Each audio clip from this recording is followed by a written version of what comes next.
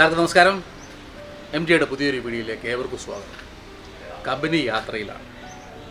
കടുവകൾ കൊണ്ട് നിറഞ്ഞ കബനി യാത്രയുടെ ആദ്യ ദിനത്തിലേക്ക് കടക്കുകയാണ്. നിരാശപ്പെടുത്താത്ത കബനിയിലെ ആദ്യ ദിനത്തിലെ ആദ്യ പകുതി ഭാഗം മാത്രമാണ് ഈ കാഴ്ചയിൽ നിന്നുള്ളത്. ഏവർക്കും സ്വാഗതം. പച്ചപ്പിൽ നിൽക്കുന്ന കബനിയെ നിങ്ങൾ ഒരുപാട് കണ്ടിട്ടുണ്ട്.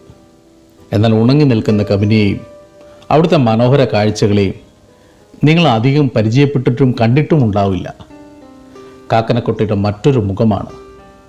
നിരാശപ്പെടുത്താത്ത കബനിയെ അടുത്തറിയാൻ ഏറ്റവും നല്ലത് കാടുണങ്ങി നിൽക്കുമ്പോഴാണ്.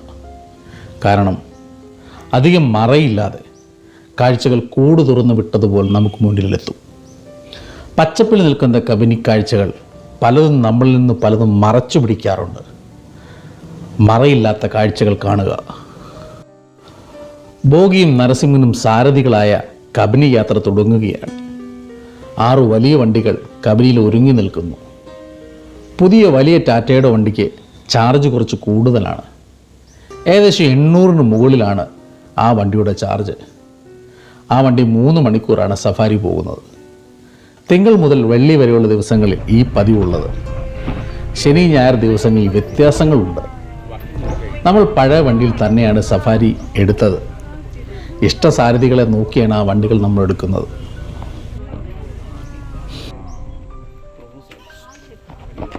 നമുക്ക് മുന്നിൽ പോയ ആദ്യ വണ്ടി നായിജിക്കൻ്റെ ഭാഗത്തേക്കാണ് പോയത്.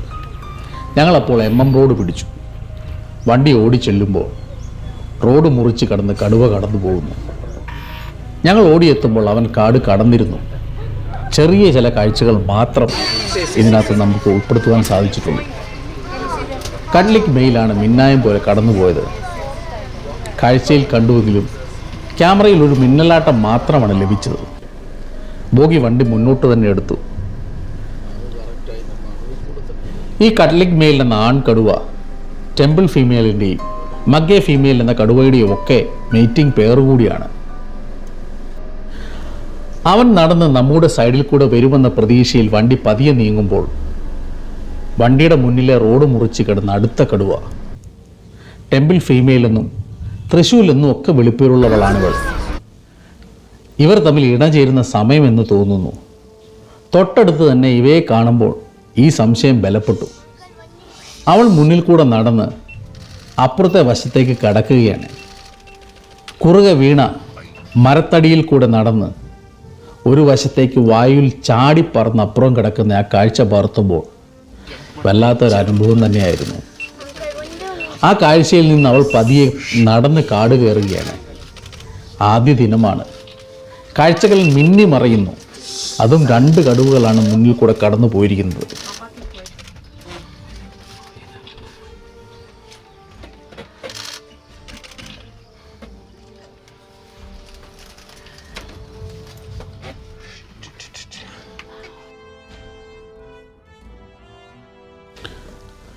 വണ്ടി വീണ്ടും നീങ്ങി തുടങ്ങി. നായിജിക്കൻ്റെ ഭാഗത്തേക്കാണ് വണ്ടി നീങ്ങിയത്. മനസ്സിലെ കണക്കുകൂട്ടുകൾ എന്നും ശരിയായി വന്നിട്ടുണ്ട്. ബോഗിയോട് ഞാനാണ് പറഞ്ഞത് നായിജിക്കൻ്റെ ഭാഗം പിടിക്കാമെന്ന്. വണ്ടി ഓടിച്ചെല്ലുമ്പോൾ കൊമ്പനൊരുത്തൽ മുന്നിൽ വഴി കാട്ടുന്നു. ക്യാമറയ്ക്ക് മുന്നിലേക്ക് അവൻ നീങ്ങി നിൽക്കുമ്പോൾ മരത്തിന് മുന്നിൽ അവൻ്റെ ശരീരമിട്ട് ചൊറിയുന്ന ദൃശ്യമാണ് ആദ്യം നമുക്ക് കിട്ടിയത്. പിന്നെ അവൻ്റെ ഒപ്പം കുറേ സമയം അവൻ്റെ നടപ്പും ഭാവങ്ങളും എല്ലാം ക്യാമറയ്ക്കുള്ളിലാക്കുമ്പോൾ പച്ചപ്പ് കുറവായിട്ടും അവയ്ക്ക് ജീവിക്കാനുള്ള എല്ലാം ഇവിടെ തന്നെ കിട്ടുമെന്ന് തിരിച്ചറിവ് കൂടിയാണ് നമുക്ക് ലഭിച്ചുകൊണ്ടിരിക്കുന്നത്.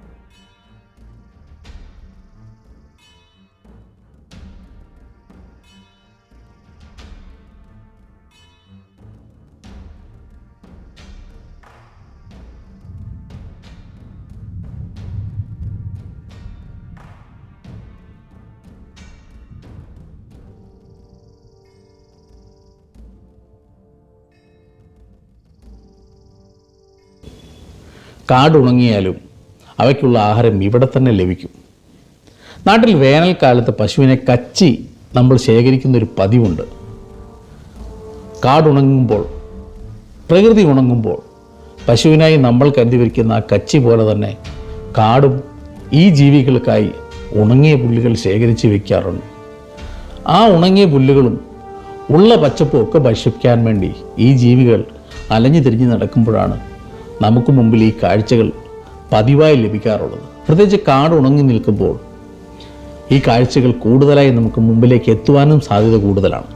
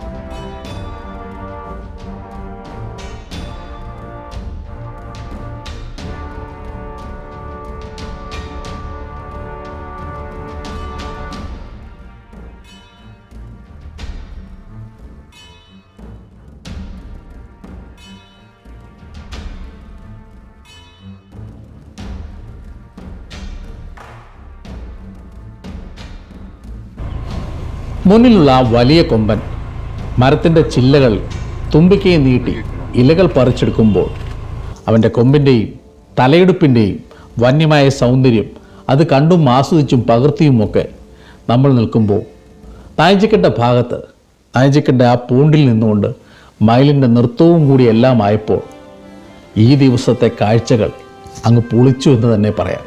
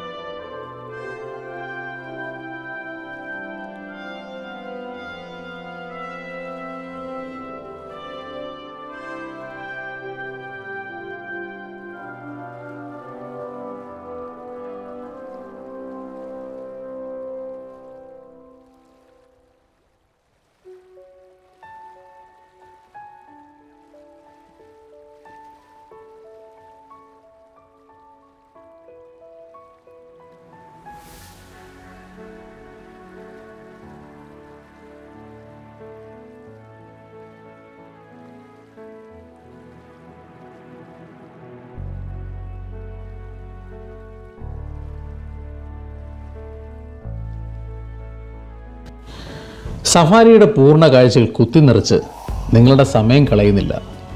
ബാക്കി ഭാഗം അടുത്ത വീഡിയോയിൽ കാണാവുന്നതാണ്. കാഴ്ചകൾ ഇഷ്ടപ്പെട്ടുവെങ്കിൽ ഈ കാഴ്ചകൾ നിങ്ങളുടെ മുമ്പിലേക്ക് വീണ്ടും എത്തുവാൻ ചാനൽ സബ്സ്ക്രൈബ് ചെയ്യുക. കൂടെ നിങ്ങളുടെ അഭിപ്രായം തുറന്ന മനസ്സാൽ ഞങ്ങളെ അറിയിക്കുക. തുടർ കാഴ്ചകളുമായി വീണ്ടും എത്തുന്നതാണ്. അതുവരേക്കും സ്നേഹത്തോടെ മടങ്ങട്ടെ. ജൂബി കരിക്കാടൻ MTA.